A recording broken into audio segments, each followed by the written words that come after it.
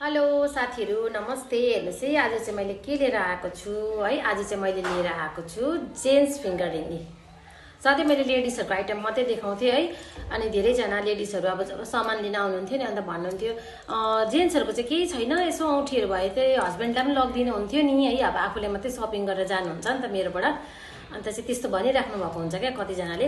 अन्त मैले अब सबैले आउँदै पछि सोधिराख्नुहुन्थ्यो, अन्त मैले त्यही भएर चाहिँ आज मैले चाहिँ हजुरहरूको डिमान्ड, स्पेसली वाइफहरूको डिमान्डमा है। जेन्ट्सहरूले त त्यस्तो डिमान्ड गर्नु हुँदैन, किनभने जेन्ट्स त आउनु हुँदैन कहिले पनि मेरो दोकानमा है।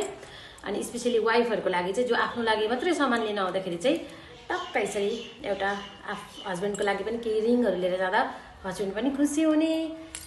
त्यही भएर चाहिँ मैले हजुरहरूको डिमान्डको लागि चाहिँ आज मैले यो जेन्ट्स फिङ्गर रिङ लिएर आएको छु है।